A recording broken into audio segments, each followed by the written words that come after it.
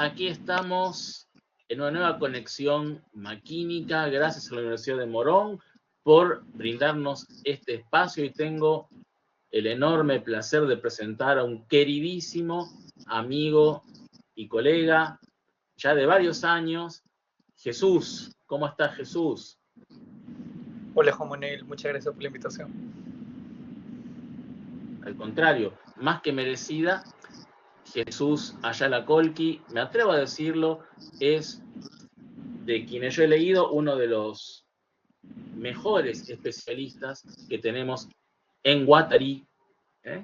en nuestro continente.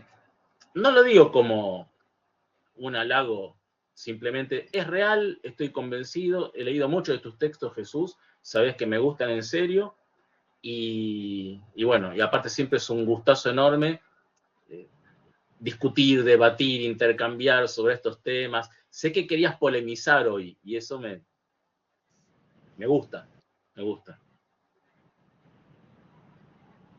Así que, bueno, si te parece, paso a presentarte.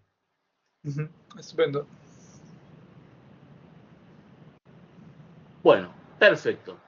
Inicialmente, luego nos dirá Jesús si cambia un poco lo que ibas a tratar, pero bueno, ya te escucharemos.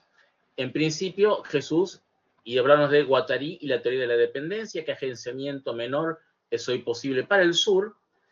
Y bueno, Jesús Ayala Colqui, que es profesor investigador en la Universidad Científica del Sur, ha publicado artículos sobre filosofía francesa, especialmente sobre Guattari, Badiou y Foucault, en diversas revistas, tanto en español como en inglés. Recientemente ha participado con una colaboración en el volumen colectivo editado por Juan Manuel Spinelli. Hola, vengo a ser yo.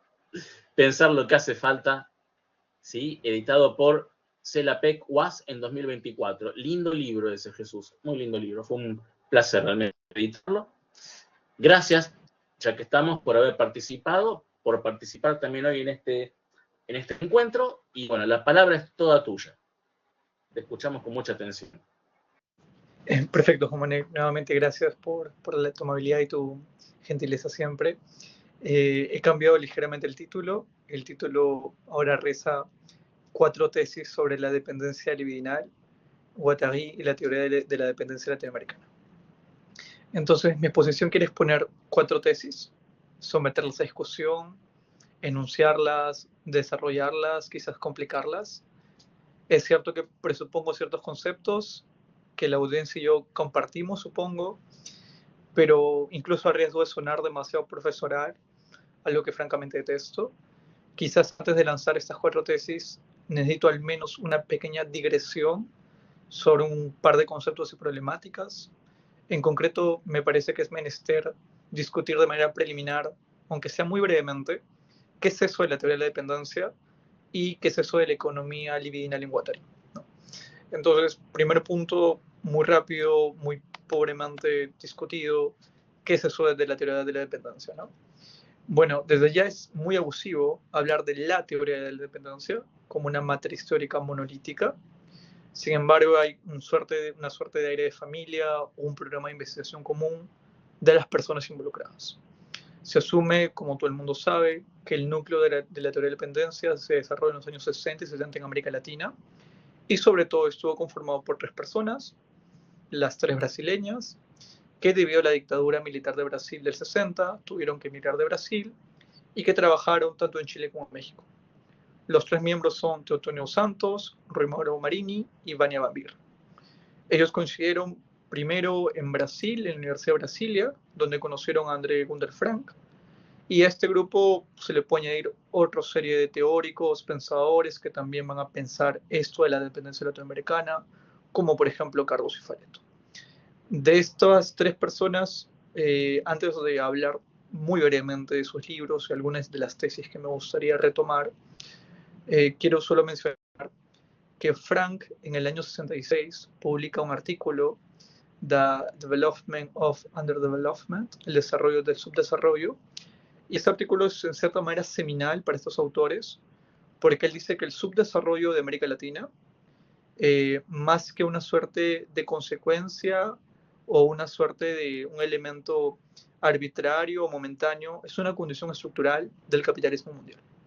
Es decir, el hecho de que América Latina tuviera condiciones subdesarrolladas económicamente es parte del capitalismo. No es que en algún momento América Latina llegará a ser igual de desarrollado que otras partes del mundo, sino que para la dinámica mundial es necesario que haya esta desigualdad.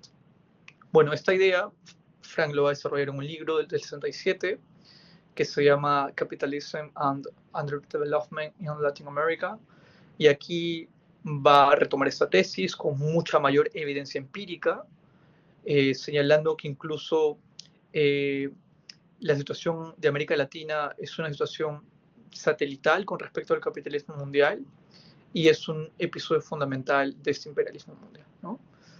Una de las ideas que me parece muy interesante de este libro, que la voy a citar, dice que incluso las comunidades indígenas forman parte de la estructura capitalista global. Él dice que incluso las comunidades indígenas que subsisten hasta ahora pareciera que tuvieran una suerte de economía fuera del mercado, en realidad están ya estructuradas o integradas dentro de esta estructura capitalista. Esa idea me parece muy, muy polémica, pero muy sugerente también, que quizás más adelante la puedo retomar. Bueno, en todo caso, estos son como los primeros textos, Frank, y luego tenemos propiamente el desarrollo de la teoría de la dependencia, sobre todo uno de los primeros autores es Dos Santos. Dos Santos en Chile va a ser director del Centro de Estudios Socioeconómicos. Ya ahí él va a plantear todo un plan de investigación.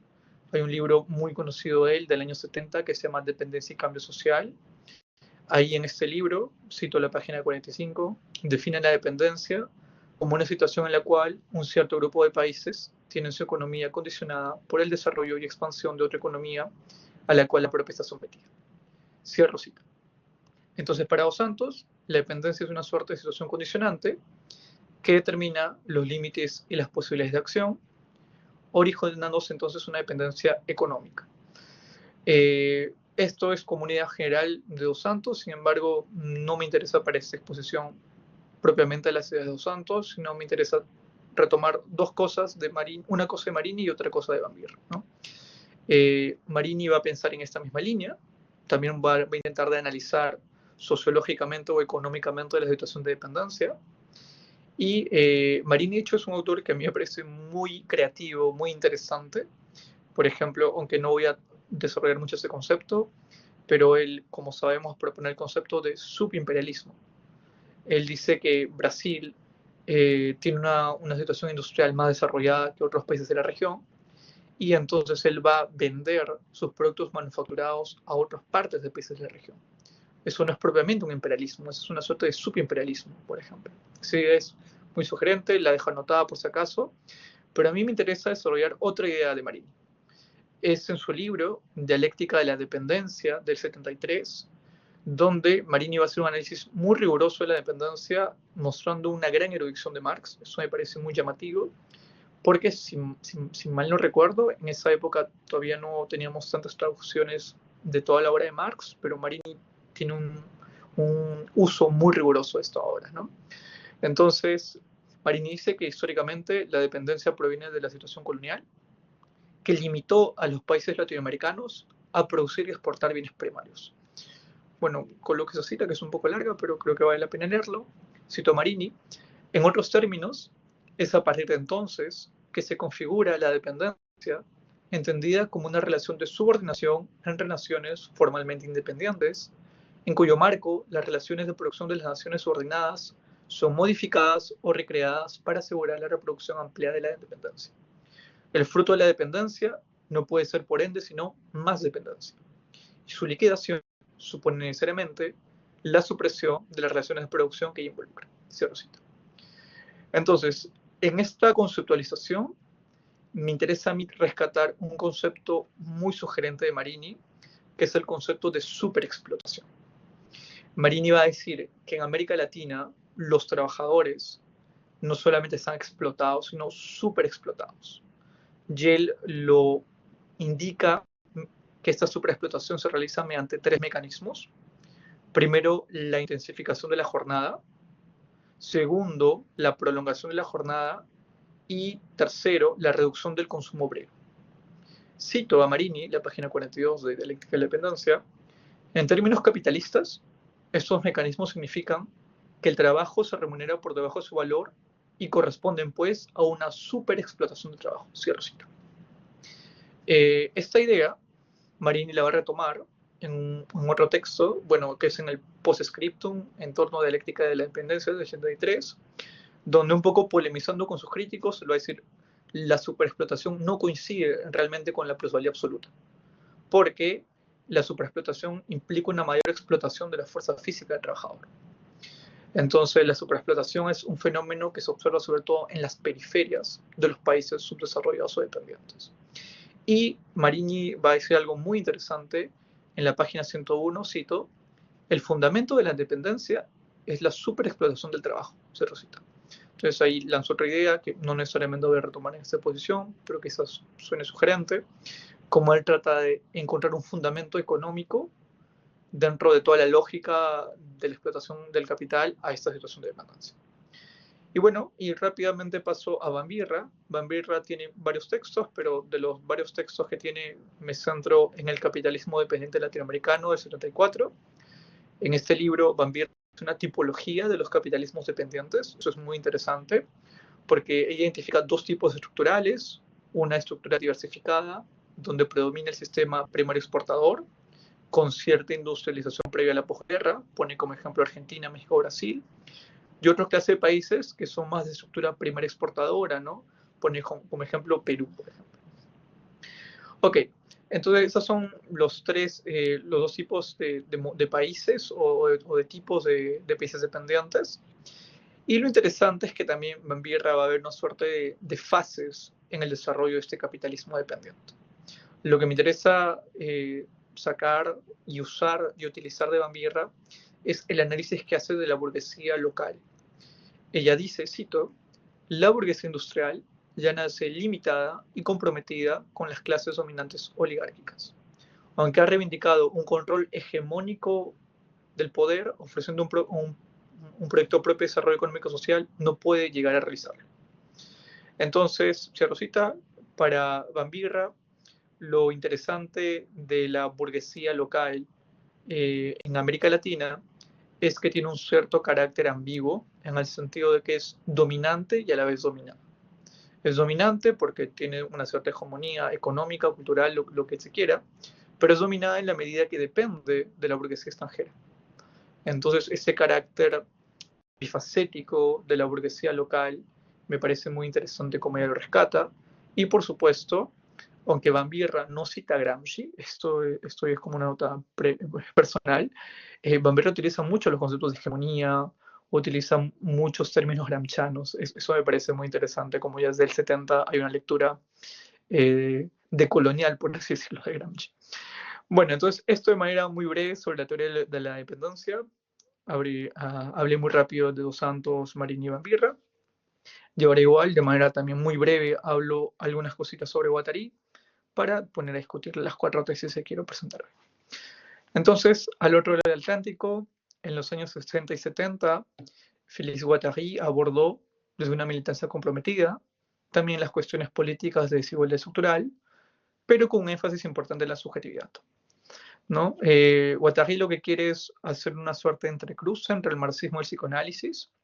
Sin embargo, su esfuerzo se distingue del freudomarxismo alemán de Wilhelm Reich, por ejemplo, porque mientras este mantiene un enfoque biológico y sexual del inconsciente para explicar cómo la represión sexual deriva en posiciones fascistas, Guattari parte del relevo lacaniano para transformarlo creativamente. Entonces, si para Lacan el inconsciente está estructurado como un lenguaje, Guattari va a radicalizar aún más esto y ya no va a partir del modelo estructuralista de Saussure, sino él va a partir de Hemsley para hablar de una semiótica, que el inconsciente no es un lenguaje, es una semiótica, lo que implica que las producciones del inconsciente no solamente son verbales, asignificantes. Ahora, lo que me parece a mí sumamente llamativo es que en esta conceptualización, Guattari no va a rechazar el análisis de clase, sino que le va a dar otro enfoque. Lo que está en juego en el fondo es la pregunta de por qué hubo o no revolución política en el siglo XX, O mejor aún, ¿por qué las revoluciones fracasaron, incluso habiéndose formado estados socialistas? Y para esto no basta tematizar la diferencia económica entre proletariado y burguesía y hablar de intereses de clase. Esto solo se queda en el nivel cognitivo y consciente. Hay que ir hacia el nivel inconsciente y ver que en paralelo, muchas veces, en contradicción a los intereses conscientes, hay un deseo en cada clase social. Y si este deseo implica creación de nuevas conexiones y rechazo de jerarquías preestablecidas, tal clase es, para usar la terminología temprana de Guattari, un grupo sujeto. En cambio, si este deseo implica estructuras excluyentes, jerárquicas, burocráticas, entonces un grupo sujetado, bueno, dicho sea de paso, esos términos de grupo sujeto, grupo sujetado, Guattari lo saca del último Sartre, ¿no? El de critique de la razón dialéctica, ¿no? Crítica de la razón dialéctica. Entonces, esta suerte de dos niveles está enunciada de manera muy clara en el Anti-Edipo, por eso me permito una cita larga, aunque probablemente todo el mundo conozca esa cita, ¿no? Entonces cito a Guattari Deleuze, dice, un investimento inconsciente de tipo fascista o reaccionario puede coexistir con un investimento consciente revolucionario. Y a la inversa puede ocurrir, raramente, que un investimento revolucionario, al nivel del deseo, coexista con un investimento reaccionario de acuerdo con un interés consciente. De cualquier modo, los investimentos conscientes e inconscientes no son del mismo tipo, incluso cuando coinciden y se superponen. Definíamos el investimento inconsciente reaccionario como adecuado al interés de la clase dominante, pero procediendo por su cuenta en términos de deseo por el uso segregativo de las síntesis conjuntivas de las que Edipo resulta. Dos puntos, soy de raza superior. El investimento revolucionario inconsciente es tal que el deseo, aun en su propio modo, recorta el interés de las clases dominadas, explotadas, y hace correr flujos capaces a la vez de todas las segregaciones y sus aplicaciones épicas capaces de alucinar la historia, de las razas y abrazar los continentes. No, no soy de los vuestros, soy del exterior y el desterritorializado, soy de raza inferior, desde toda la eternidad, soy una bestia, un negro, cierro cita. Entonces lo interesante es que Deleuze y Guattari van a decir, ok, no solo basta con que uno sea progresista a nivel consciente, porque a nivel inconsciente puedo ser fascista. A nivel consciente puedo llenarme la boca que sí hay que cambiar la sociedad, la desigualdad está mal, pero no sé, con mi pareja, con mis amigos, actúo de manera fascista, actúo de manera peor que una persona que no critica explícitamente el orden de cosas, ¿no? Entonces esa dualidad, esos dos niveles, me parece muy, pero muy importante para tematizar nuestras cuestiones políticas. Entonces, esto también puede condecirse con otra distinción que hace Guattari, que es la distinción entre la micropolítica y la macropolítica, mientras la macropolítica tiene que ver justamente con el interés, con el cambio de grandes estructuras sociales, por ejemplo, modificar el régimen de la propiedad, cambiar la forma de organizar el Estado. La micropolítica tiene que ver cómo nosotros constituimos nuestro deseo. Es por eso que, en términos implícitos o explícitos, Guattari piensa que el socialismo ha fracasado porque solamente fue una revolución macropolítica. Solamente se cambiaron regímenes de propiedad, se cambiaron ciertas formas de distribución y circulación, pero el deseo siguió siendo capitalista, ¿no? Por eso no solo basta una revolución macropolítica, se necesita una micropolítica del deseo que modifique nuestra forma de desear, nuestra subjetividad. También en estos textos, tanto en el Anti-Edipo como en Mil Mesetas, hay una referencia constante a Sami Jamin, ¿no? O Aman, que es un marxista egipcio, ¿no? Que él también analiza estas cuestiones de dependencia. Coloco una cita simplemente para que se vea cómo es que lo tratan estos autores. Cito, como ha mostrado Samir Aman, el proceso de desterritorialización va en este caso del centro a la periferia, es decir, de los países desarrollados a los países subdesarrollados, que no constituyen un mundo aparte, sino una pieza esencial de la máquina capitalista mundial. Incluso preciso añadir que el centro también tiene sus enclaves organizados de subdesarrollo, sus reservas y guetos, como periferias interiores. Muy bien, entonces esto de manera muy breve, tanto por el lado de la teoría de la dependencia, por el rol de Guattari, para ahora sí discutir las tesis que les quiero proponer. Muy bien, entonces voy a la última parte, que sería, que lo he titulado algo así como 4 tesis sobre la dependencia. Muy bien, entonces la primera tesis que quiero anunciar creo que es la más evidente, donde conjugo la teoría de la dependencia y Guattari, es la siguiente. La dependencia no solo es económica, es también libidinal. Creo que esta tesis es sumamente es patente, ¿no? Dicho de otro modo, no existe la dependencia económica sin producción de dependencia libidinal colonial. La dependencia es también un modo de producción de deseo en las periferias, esto es, el deseo del colonizado de ser como el colonizador. No voy a detenerme ante esto porque creo que cualquier lector de Fanon y Guattari podría arribar a esa conclusión. Lo llamativo es, por el contrario, que hablar de deseo colonial puede aparecer tanto para los expositores como para los docentes como algo novedoso. Creo que va de suyo decir que las situaciones sociales producen configuraciones semánticas de deseo particulares y que en consecuencia una situación colonial va a generar un deseo colonial. Hay que tener en cuenta, pues, que la economía política de la dependencia tiene no como complemento, no como superestructura, no como ideología, sino como co-constituyente la economía libidinal de la dependencia. Entonces, esta primera tesis creo que todos estaremos de acuerdo. Y sobre esta me gustaría anunciar una segunda. Esta segunda tesis le he estado pensando mucho en relación a Marini, en relación al concepto de superexplotación de Marini. Yo creo que deberíamos hablar de una superexplotación del inconsciente. Es decir, la segunda tesis que nos haría es, hay en la situación de colonialidad de América Latina una superexplotación del inconsciente de los sujetos periféricos. Es decir, no solo se trata de que deseemos los esquemas capitalistas al uso y que nuestra producción deseante siga los modelos segregativos y jerárquicos del capitalismo, se trata, creo, de que existe una explotación duplicada y específicamente colonial del deseo, que estriba esencialmente en una intensificación de la lógica conservativa de valor a nivel de nuestra subjetividad. Me explico. Sabemos que a nivel de la economía libidinal, la multiplicidad de nuestras producciones deseantes es capturada por el capital a fin de desenvolverse en condiciones cuantitativas, segregativas individuales. Entonces, bajo el capitalismo, toda la polivocidad del inconsciente, de la producción inconsciente, en lugar de desear de manera inclusiva y múltiple, terminamos deseando de manera representativa en los marcos individualismo, el consumismo o el productivismo burgués. Pues ese es un fenómeno general de todo el capitalismo analizado muy bien por Guattari y Deleuze. Pero yo creo que en las situaciones de dependencia sucede algo aún más particular que le añade una capa más de complejidad a esta situación general. ¿Por qué? Porque este análisis es correcto, pero es eurocéntrico. O sea, es una verdad parcial, unilateral y relativa. ¿Cuál sería en todo caso la situación en la periferia? Yo creo que evidentemente en la periferia nuestra producción es ciertamente individualista, consumista y productivista. Sin embargo, dada nuestra condición asumida de inferioridad colonial, nuestro individualismo, nuestro consumismo, nuestro productivismo nunca es suficiente, nunca van a estar a la altura de cómo sería en el centro.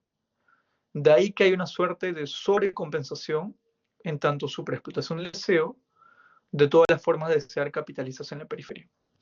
Es decir, no es sorprendente que en los países periféricos los vínculos comunales, en muchos casos, se han roto con tal radicalidad que el individualismo es excesivo. Por ejemplo, una persona es víctima de robo en la calle y las otras personas, por ejemplo, pongamos el caso en Lima, en mi ciudad, se limitan a ver el robo sin involucrarse. Es un individualismo sumamente excesivo y exacerbado. Igualmente respecto al consumismo, no llama la atención que un sujeto periférico, frente a la poca cantidad de dinero que tiene, desee consumir compulsivamente. Así, en lugar de procurarse bienes primarios, opta por bienes suntuarios y los pone masivamente en redes sociales. Comprar el último iPhone es mejor, mucho más fancy y mucho más indispensable que conseguir primero un lugar donde vivir para un sujeto periférico. Por último, respecto al productivismo, el sujeto periférico, consciente que materialmente está, por así decirlo, en retraso respecto al sujeto metropolitano, va a sobrecompensar esto como una ética protestante del capitalismo intensificada, sacrificando horas excesivas de trabajo. Es la ética del buen chambeador, ¿no? Que tiene un correlato real evidentemente en las ingentes necesidades materiales del sujeto periférico, pero es aquí donde yo creo que se puede ver que esta producción deseante periférica resulta rentable en el sentido de que es a la vez consecuencia y coartada de la superexplotación económica, las necesidades económicas intensas creadas por la administración colonial y mantenidas por la superexplotación son a la vez reproducidas y aseguradas por un deseo declinado productivamente como deseo de buen chambeador. Entonces, en síntesis, la superexplotación del deseo no solo significa ser individualista, productivista y consumista como lo sería cualquier sujeto capitalista metropolitano, significa en la periferia acrecentar, incrementar, intensificar ese individualismo, ese productivismo, ese consumismo al sujeto periférico, lo cual permite a la vez asegurar la economía política de la dependencia, generando una ilusión de igualdad formal con el sujeto metropolitano, que en realidad no hace más que consolidar la situación de dependencia. Entonces no sé si lo he explicado con tanta claridad, pero básicamente creo que la manera como nuestro deseo es investido por el capitalismo es sumamente distinto a cómo sería en una situación metropolitana, dado que tenemos esta percepción de justamente de no estar en las mismas condiciones de la metrópoli, ¿no? Del centro, de tal manera que vamos a querer consumir aún más, como si estuviéramos allá, vamos a querer trabajar aún más para llegar a este nivel de desarrollo económico, vamos a tener que aún actuar de manera mucho más individualista para estar a la altura, para estar ayornados como este capitalismo ya desarrollado. Muy bien, esa sería la segunda tesis.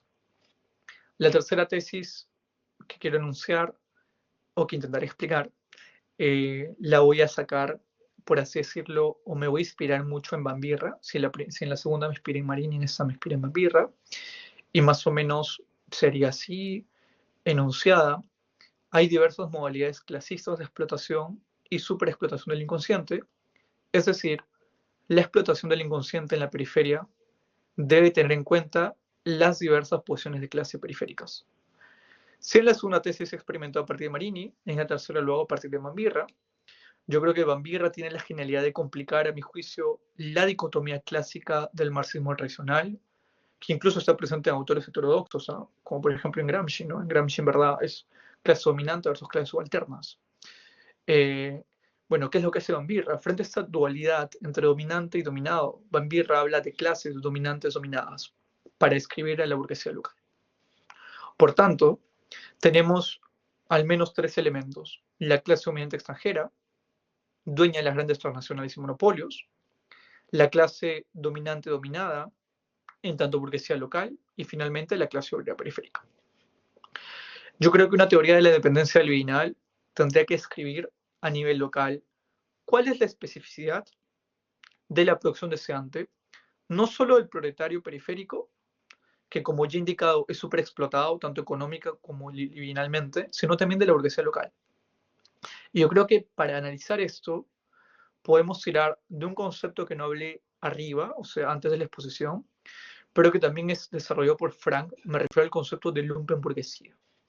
Frank menciona que en América Latina la burguesía es una lumpenburguesía en el fondo, dado su carácter parasitario y antinacional. Entonces, yo creo que habría que hacer aquí al respecto, y eso lo por investigaciones ulteriores, un análisis de cómo el hecho de que la burguesía local no solo sea parasitaria, sino también esencialmente corrupta, está vinculado a sus formas de ser particulares. Es decir, habría que ver la relación entre la economía libidinal de la lumpenburguesía y sus prácticas sociales efectivas. O sea, con el carácter lumpen, ¿a qué me refiero de la lumpenburguesía?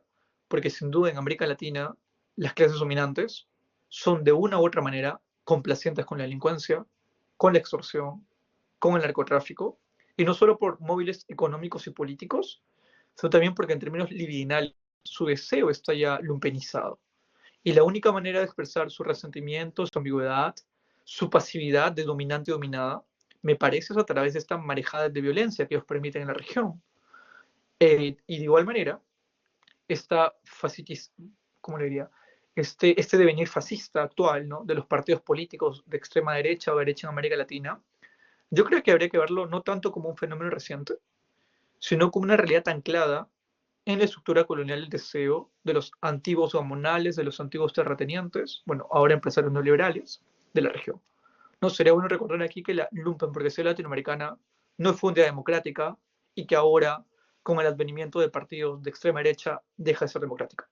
En realidad, la lumpenburguesía latinoamericana siempre fue autoritaria, siempre ha visto sus respectivos países como sus feudos, de ahí la recurrencia masiva y sangrienta de los militarismos en la región, ¿no? Si en el año 2022, a propósito de la gestión neoliberal de la pandemia, acuñé la expresión liberfascismo, que es, quizás había que precisar que la genealogía del liberfascismo en América Latina tiene improntas coloniales que es necesario elucidar. En todo caso, aquí dejo un programa de investigación ulterior y me apresuro a hablar de la cuarta tesis. La cuarta tesis, que lo di un poco en tono de polémica y que de hecho estoy todavía pensando cómo resolver esto, la enunciaría de esta manera. En la situación de dependencia periférica, la distinción ontológica, más que analítica, entre el nivel micropolítico y el nivel macropolítico, colapsa estructuralmente. O sea, no se trata simplemente de que en América Latina, en su condición periférica, la micropolítica y la macropolítica estén articulados, pues es evidente, o que uno determina al otro. Yo creo más bien que la superexplotación del inconsciente produce una suerte de indiscernibilidad operativa entre ambos planos. Veámoslo más detalle. Sabemos que Guattari distingue con razón entre micropolítica y macropolítica, ¿ya? Sin embargo, esta distinción, por productiva que sea, presupone cierta autonomía relativa entre ambos niveles y cierta posibilidad de desacople. Es posible, por ejemplo, en el centro, en la metrópoli, en el norte global, que una revolución molecular no venga inmediatamente en una transformación molar, o viceversa, que una revolución molar no penetre inmediatamente en el tejido molecular del deseo. Existe, de hecho, otro modo, una suerte de opacidad entre ambos niveles. Hay como un tipo de hiato ontológico entre ambos. Lo que Guattari constata, en efecto, que empíricamente ha habido revoluciones macropolíticas, como la de los socialismos reales, pero sin revoluciones micropolíticas. Pues bien, creo que la superexplotación del inconsciente en la periferia anula esta mediación. ¿Por qué?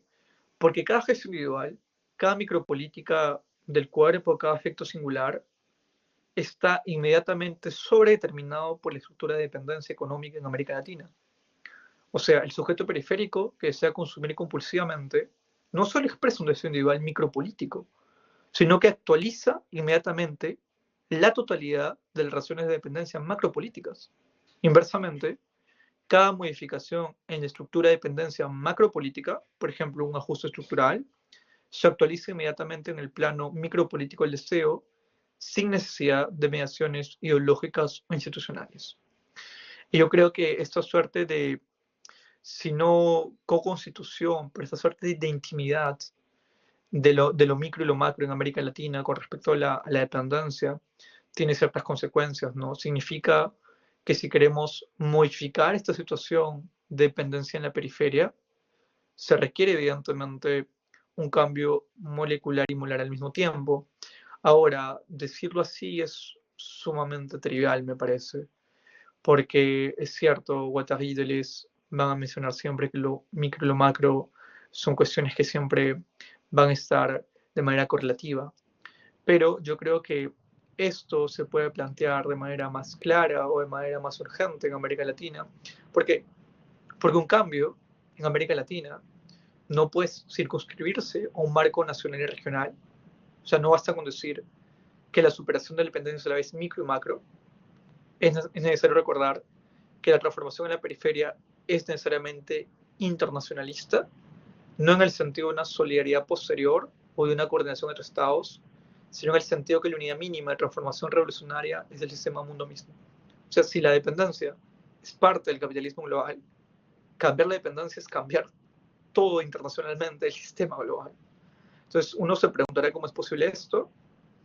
Yo creo que se requiere articular una suerte de hegemonía que sea simultáneamente tan política como deseante. Y digo simultáneamente porque en la situación periférica donde, como he argumentado, la decisión ontológica entre micropolítica y macropolítica colapsa. No creo que pueda haber dos hegemonías paralelas, una económica y otra libidinal, que deban coordinarse, porque si separamos dos tipos de hegemonías, una económica, otra libidinal, estamos replicando esa dicotomía micropolítica y macropolítica. Yo creo que en la periferia, donde, como he dicho, cada gesto deseante actualiza inmediatamente la totalidad de las relaciones de dependencia, se requiere una suerte de nueva hegemonía que opere en este plano de indiscernibilidad, donde lo económico y lo libidinal son constitutivamente separables. Esta nueva hegemonía no sería como una síntesis posterior de dos luchas previamente separadas, sino el reconocimiento de que en la situación periférica solo hay un único proceso de dominación operando simultáneamente sobre las estructuras sociales y sobre las subjetividades. Por consiguiente, no bastaría con transformaciones nacionales coordinadas, se requiere la producción de una nueva arquitectura del sistema mundo que desmantele la división internacional del trabajo, que anule los mecanismos de transferencia de valor que marinan el isono, la deuda externa, el intercambio desigual, la fuga de capitales, que instaure una planificación económica global que subordine nuestra producción de necesidades a intereses globales, incluso ecológicos. Yo creo que para eso se requiere, evidentemente, un uso creativo de tecnologías, desde criptomonedas hasta guía, pero esta transformación macroestructural debe ser simultáneamente, no secuencialmente, no como complemento, una transformación de los modos de producción del deseo a escala global. Es decir, no se trata tanto de redistribuir la riqueza y luego cambiar la cultura o viceversa, sino se trata de reconocer que la redistribución material y transformación libidinal son un mismo proceso cuando operamos en la situación periférica de indiscernibilidad operativa en ambos planos. Entonces, ¿qué significaría concretamente esta simultaneidad? Significa, me parece, que cualquier política redistributiva, cualquier nacionalización, cualquier medida soberana, se enfrenta no solo a presiones económicas externas, sino a una suerte de resistencia libidinal interna producida por la superexplotación del inconsciente. El sujeto periférico desea seguir consumiendo como consumir en el centro. O sea, desea seguir siendo chambeador, desea blanquearse, desea el orden lupenburgués y superexplotado, que al menos le promete una participación subordinada en los flujos globales. Por eso, una transformación que solo modifique las estructuras económicas, como han planteado muchos partidos de izquierda o progresistas en la región, sin transformar simultáneamente los modos de desear ser inmediatamente recodificados, como hemos visto en los últimos años en la región, ¿no? E inversamente, una transformación que solo opere sobre las subjetividades, proponiendo autonomismos o localismos, sin modificar las estructuras de dependencia, va a permanecer localizada y frágil y a fin de cuentas será impotente para cambiar el sistema mundo global. Entonces, esta hegemonía de deseo política implica recusar simultáneamente el consumismo como modo de subjetivación, especialmente en su forma superexplotada periférica, donde opera como sobrecompensación colonial, el productivismo como ética, ¿no? El buen chamber periférico, el individualismo como ontología social, la lumperización del deseo. Recusar, naturalmente, no significa simplemente rechazar o condenar moralmente, significa desarmar los dispositivos libidinales que operan estos modos de desear. No basta con decir no desees consumir, hay que desmantelar la estructura de la dependencia, que hace que el consumo periférico opere como sobrecompensación colonial. Y finalmente, esta hegemonía no puede construirse secuencialmente, primero la economía, luego el deseo, ni nacionalmente, sino siempre a escala global. Evidentemente, solo es un problema, no tengo yo la solución, pero me doy cuenta que se requiere retomar o repensar los términos del internacionalismo. No una proclama internacionalista abstracta, sino ver de qué manera pensar en términos globales permite recusar la dependencia tanto a nivel económico como a nivel libidinal. Entonces, para finalizar, simplemente diría que esta nueva hegemonía internacional, yo creo que requiere recuperar el concepto de clase. Sí, el concepto de clase social. Que esto es con respecto a otra investigación que estoy haciendo. Creo que el concepto de clase ha sido abandonado por la teoría social y política de los últimos años. O sea, si nosotros leemos esos textos que está al comienzo, de Bamirra, de Marini, de Dos Santos, es interesante como hay un análisis clasista. Pero si leemos los textos luego de 20, 30 años, se habla de minorías, subjetividades, micropoder, resistencias locales. Pareciera que la clase ya no existiera, ¿no? Incluso autores que en teoría renovaron la clase, como Gramsci, ¿no? La lectura de la Club Move, ¿no? O sea, la clase obrera o el concepto de lucha obrera impide para ellos una práctica política efectiva, ¿no? Y lo mismo con Deleuze y Guattari, ¿no? Hay lecturas hegemónicas, sobre todo en el mundo anglosajón, bueno, y también en América Latina, ¿no? Justo hablando de dependencia, la dependencia de los intelectuales latinoamericanos que copian a la academia anglosajona, que despolitizan el concepto de clase en Deleuze y Guattari, ¿no? Yo creo que para pensar esta nueva hegemonía global, requerimos un concepto de clase, ¿no? Que está presente de manera explícita en la teoría de la dependencia, y de manera transversal y rizomática en la obra de Guattari, porque a fin de cuentas la hegemonía es la hegemonía de una clase. Entonces, pensar cómo componer una nueva clase a partir de esta evidencia de la periferia en la que estamos, ¿no? Bueno, son estas ideas un poco desordenadas, un poco como borrador que quise presentar hoy, expresadas oralmente en forma de tesis, que pongo a discusión. Entonces, gracias. Gracias a vos, Jesús. La verdad, impresionante, me gustó mucho. Y permíteme que te felicite en serio, ¿no? Porque generalmente los académicos solemos eh, repetir, un poco calcar, ¿no? Verbo que tiene su tradición del uso guattariana, calcar ideas, porque estamos acostumbrados así, nos han hecho trabajar de esa manera durante mucho tiempo. Pero tus trabajos siempre tienen algo que yo valoro muchísimo y es el hablar en primera persona, ¿no? El poner tus ideas, tus hipótesis o tesis, someterlas a discusión con valentía y con argumentos. Eso me parece muy valioso, ¿no? Cuando hablas vos. Y eso me parece realmente muy, muy valioso y más en este contexto, ¿no? Donde lo que vos nos acercaste hoy realmente tiene una vigencia absoluta, absoluta. Así que, ante todo, mis felicitaciones. Muy buena la presentación. Y bueno, no sé si Frank, que está con nosotros, tiene alguna pregunta para hacerte, algún comentario. Si es así, te escuchamos, Frank. Si no, Hola, ahí ¿cómo está, Frank. está? No, solamente agradecer, entre tardecito, entonces escuché parcialmente la disertación. No, muy amable, muchas gracias. Excelente, Frank. Eh, bueno,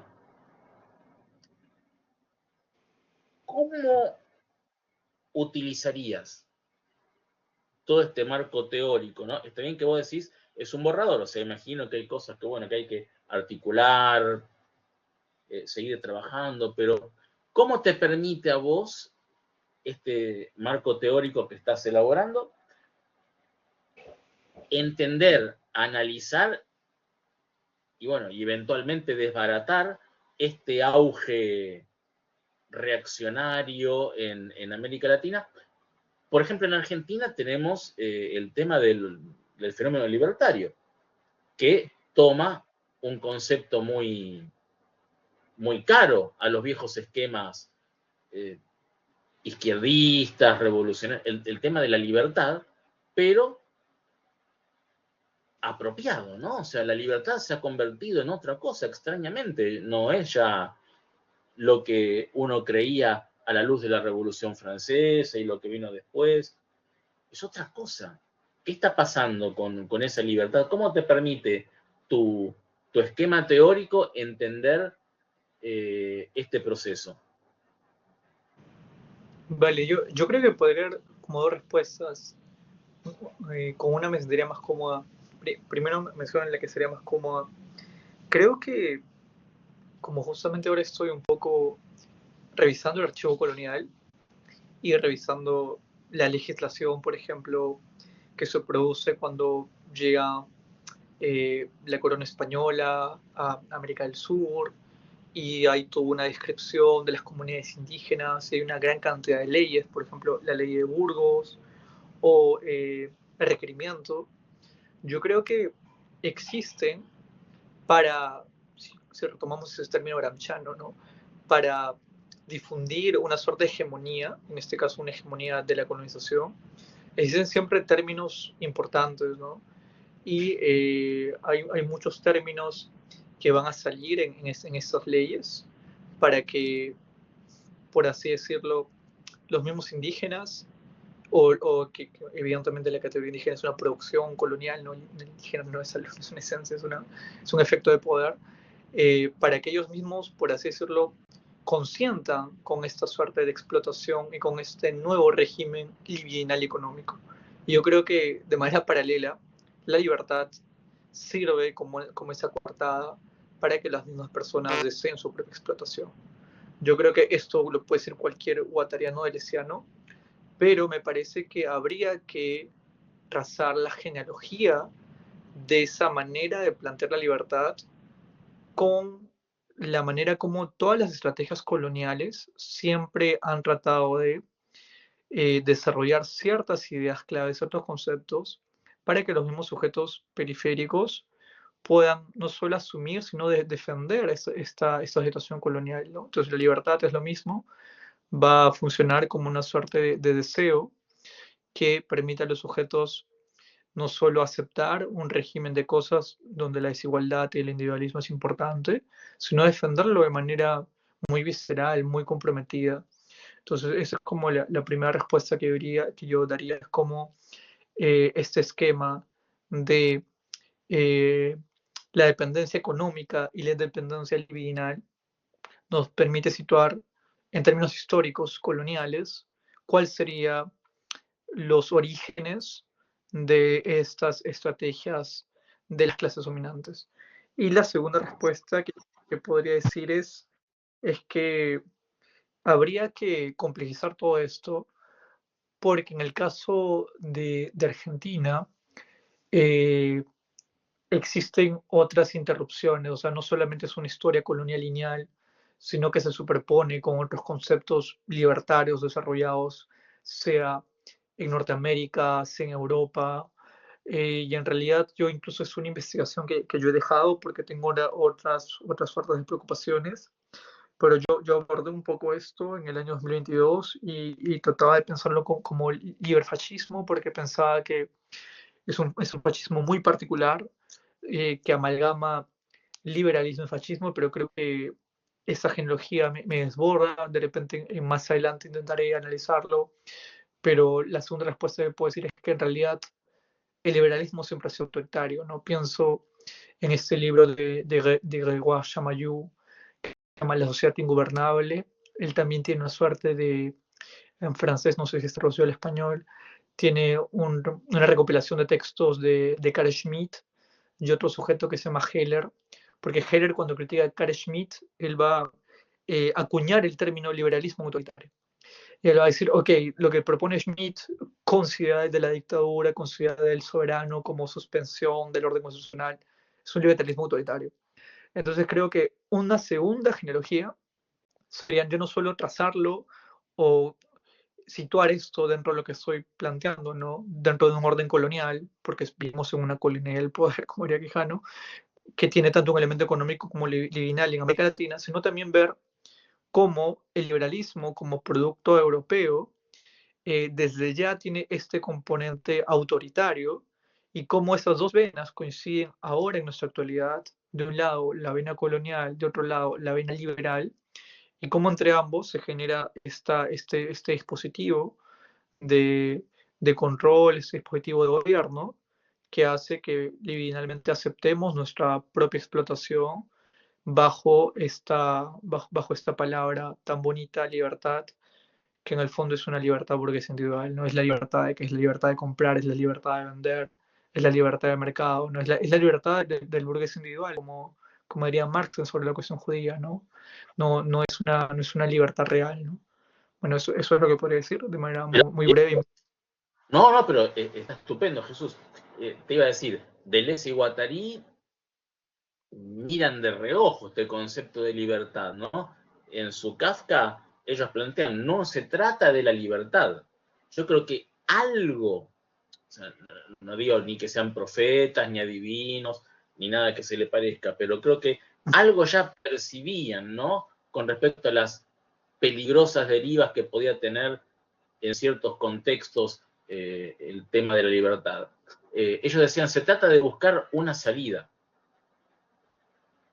no de ir en busca de la libertad. Siempre me quedó eso ahí como una afirmación muy interesante que cobra cierta relevancia a la luz de los hechos actualmente. Pero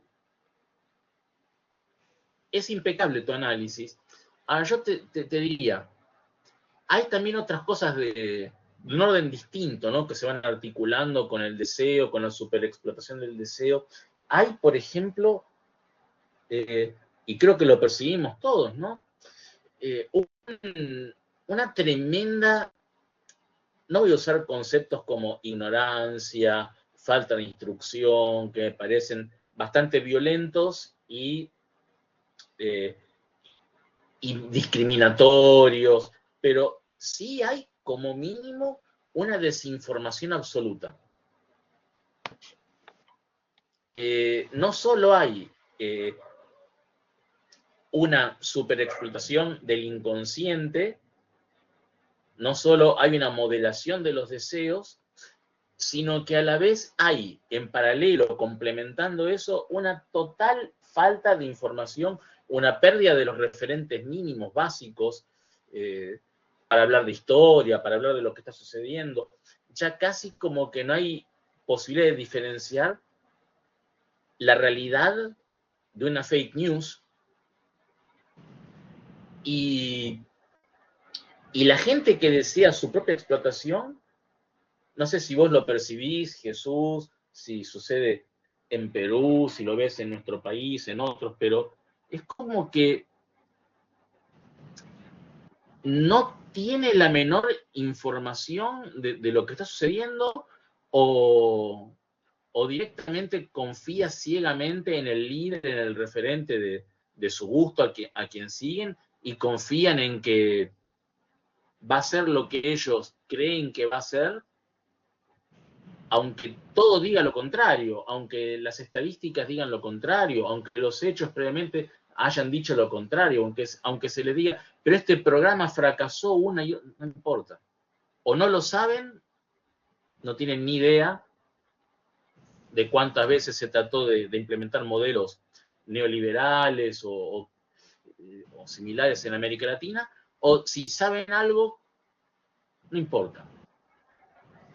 Esta vez va a ser distinto. ¿No? Como que hay algo de ese nivel de la desinformación, de la falta de elementos para abordar la realidad. Claro, yo creo que en ese respecto es interesante cómo las discusiones políticas actuales, tanto a nivel global, donde hay muchas polarizaciones, en cierta manera confirman o es como la validación empírica de las tesis de Deleuze y Guattari, en el sentido de que importa más lo que sucede a nivel inconsciente afectivo que lo que sucede a nivel consciente, ¿no? A nivel consciente, la discusión racional es una cosa, pero en el fondo lo que importa es mi posición inconsciente de mis efectos, porque yo, o lo que se expresa en estas discusiones, es en realidad mi manera de ser, o sea, no me importa los argumentos racionales, en el fondo es una serie de emociones, de efectos que se expresan y que las emociones y efectos van a generar o van a incrementarse o intensificarse con ciertos elementos discursivos, con ciertos efectos de saber, que pueden ser desde la economía neoliberal hasta los discursos de redes sociales, para justamente viabilizar esta manera de existir, ¿no? Yo creo que habría que preguntarse, más allá de la extensión entre veracidad o falsedad de los discursos que circulan, es cuál es la lógica del deseo que opera en esas personas y por qué esas personas desean de esta manera tan radical, donde se ve un gran odio hacia ciertas otras personas, donde se ve un gran resentimiento, incluso yo diría una soledad, ¿no? Uno ve esas personas que en las redes sociales eh, están en una posición tan reactiva, compartiendo mensajes de odio.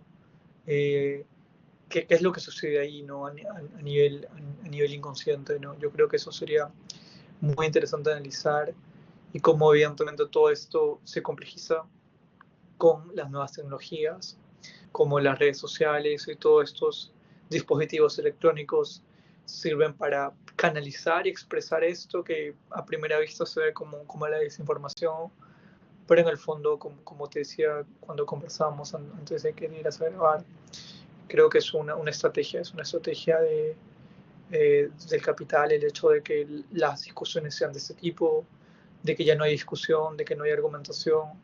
En el fondo eso es funcional al orden de cosas vigente. En el fondo eso permite que vivamos en esta situación de dependencia económica de la que hablaba. Y yo creo que tampoco pasaría a cambiar eso por recusar las nuevas tecnologías, no es simplemente, ok, cierro mis redes sociales o cosas así, sino la idea es cómo reutilizar, cómo reusar estos espacios para justamente no solo plantear nuevos discursos, sino plantear nuevas maneras de expresar el deseo. Sé que es una lucha a nivel del deseo que es muy compleja ahora, pero yo tampoco veo mucho las soluciones, solamente veo la problemática. Creo que es un fenómeno que merece ser analizado con mucha particularidad. Yo no estoy usando muchas redes sociales ahora, pero sí me imagino, por lo que he visto en mi experiencia previa, cómo debería estar. Y creo que hay ciertas respuestas o hay ciertas problematizaciones de Luis Guattari que pueden ser no sugerentes para pensar esto.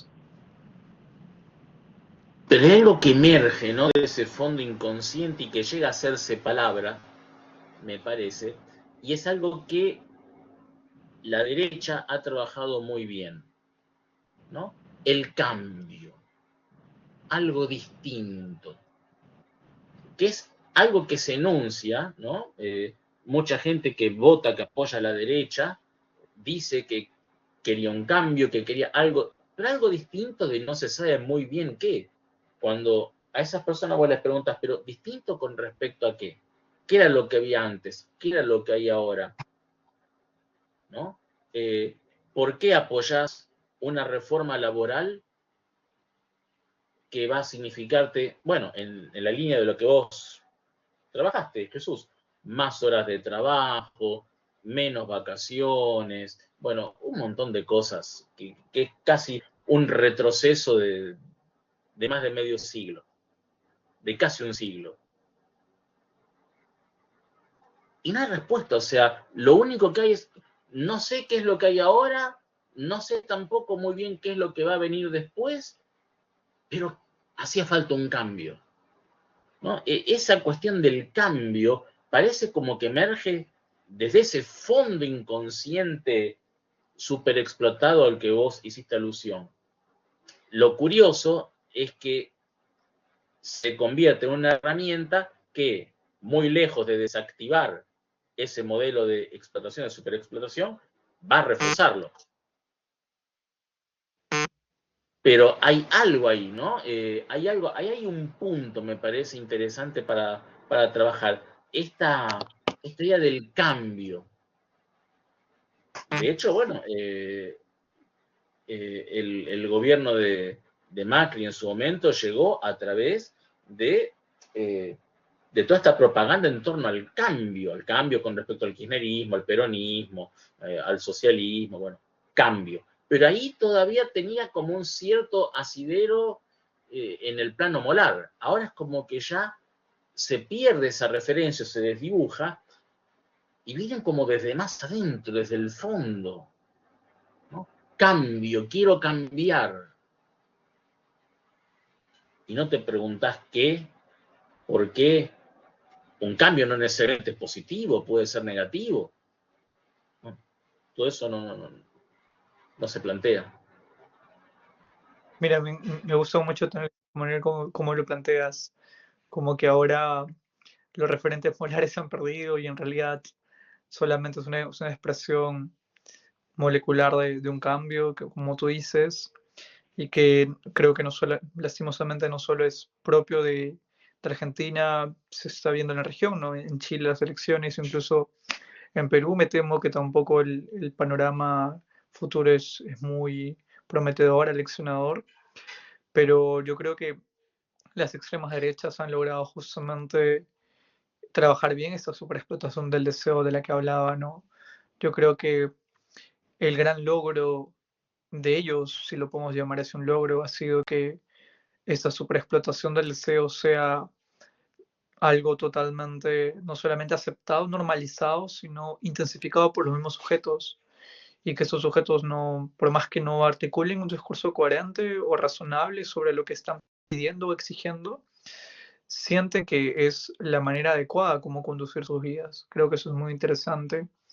Y para polemizar un poco, todos sabemos, ¿no?, lo que decía Foucault, que el siglo será deleuziano, y hay otros amigos que dicen que el siglo será guattariano, pero ahora que estoy releyendo Gramsci, yo creo que las extremas derechas como que tienen fascinación por Gramsci con esa noción justo que decía de hegemonía, ¿no? Que para cambiar una sociedad no suele cambiar la estructura económica, sino la hegemonía en el sentido de una nueva narrativa, de un nuevo sentido común, ¿no? De una nueva conducción, ¿no?, cultural y ética, diría Gramsci.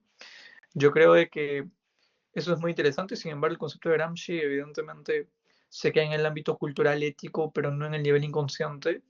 Yo creo que lo que habría que analizar es cómo las clases dominantes están incentivando una nueva hegemonía a la vez consciente y a la vez inconsciente, donde los sujetos a nivel consciente tenemos toda esta verborrea libertaria, la libertad del cambio, como dices, y a nivel inconsciente está esta aceptación de la superexplotación del deseo, ¿no?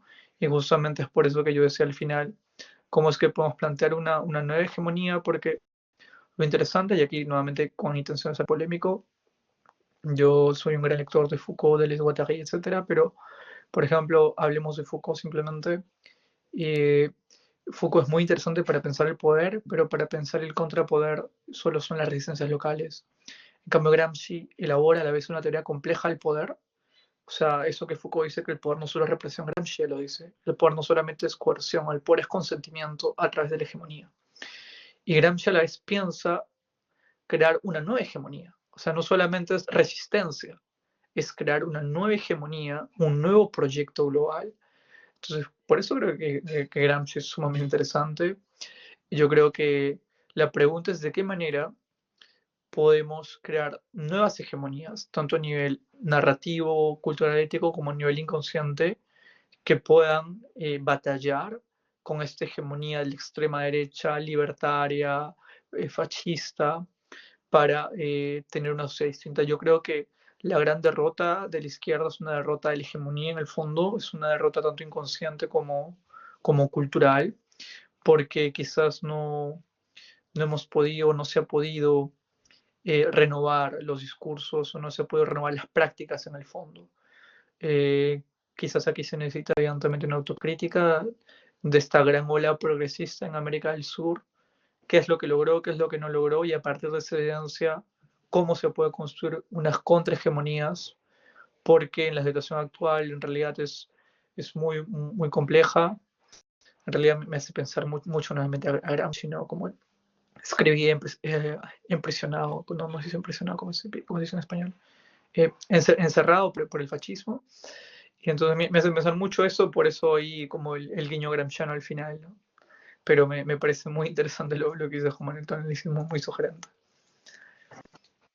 Espero que pueda ser una pequeña pista para desmontar esto, que realmente es una realidad muy pesada y que, como vos bien decís, estamos sufriendo a nivel continental, ¿no?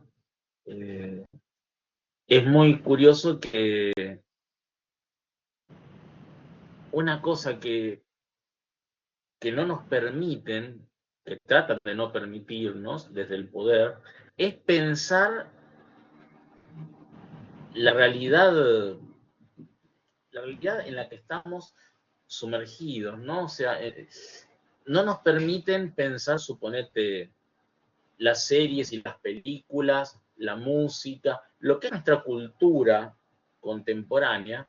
Si la filosofía, las ciencias sociales se meten en esos temas, enseguida son demonizadas, son llevadas al tribunal de la Inquisición, ¿no? Como que estas porquerías son las que hacen los intelectuales, los académicos, miren lo que trabajan, miren en qué pierden el tiempo, cuando es urgente eso, porque si de deseo hablamos, el deseo no es algo abstracto, no se canaliza abstractamente, se canaliza justamente a través de un montón de vías concretas, de dispositivos que tienen que ver con lo que miramos, con lo que leemos, con lo que consumimos, pero justamente al sistema actual le molesta eso. Es preferible es infinitamente preferible que vos y yo hablemos horas de Marx y de Gramsci, porque en definitiva es un contenido académico, permitido, legítimo, estandarizado, ya se ha vuelto en cierto modo inofensivo. Pero es mucho más peligroso que nos pongamos a analizar estas otras cuestiones, ¿no? Yo noto mucho esto últimamente. Sí, sí, claro, creo que ahí van los conceptos de axiomática. Incluso una vez se me ocurrió la idea de una suerte de preaxiomática, en el sentido de que, bueno, la axiomática del capital para Deleuze y Guattari es todas las prácticas que parecen disidentes finalmente son absorbidas por el capital, ¿no? Deleuze pone el ejemplo de los peinados en sus clases, podemos poner cualquier símbolo progresista, revolucionario, se vuelve una mercancía, pero creo que ya hay prácticas que parecen disidentes, pero que en sí mismas ya son correlativas al sistema, ¿no? O sea, son inmanentes al sistema. Yo creo que eso es muy interesante pensarlo en la misma línea que tú dices, ¿no? Como el discurso académico que se pretende crítico, en realidad, no solo porque formalmente o externamente esté financiado por capitales globales, sino que su misma potencia en el fondo es un ejercicio académico, ¿no? Entonces eso es muy interesante analizarlo de manera autocrítica, creo yo, y que habría que buscar maneras alternativas de producir discursos. Yo creo que en eso pues debo aprender muchos otros colegas, pero nuevamente aquí estoy muy granchiano esos días, pero nuevamente aquí es nuevamente la cuestión de la hegemonía, ¿no? Gramsci siempre construir la hegemonía, se requieren nuevos intelectuales, ¿no? No el intelectual académico encerrado en su torre de marfil, sino el intelectual orgánico, ¿no? El intelectual orgánico va a ser aquel que va a no anular, pero a hacer mínima la diferencia entre élite y masa, ¿no? Como esa idea de que, bueno, por un lado están los intelectuales, por otro lado está la masa, en realidad el intelecto orgánico es lo que hace de brindar estos nuevos contenidos, de experimentar con estas personas no académicas, esos contenidos, con formas alternativas de producción. Es cierto que a veces por exigencias laborales uno está constreñido a producir papers académicos en el sistema.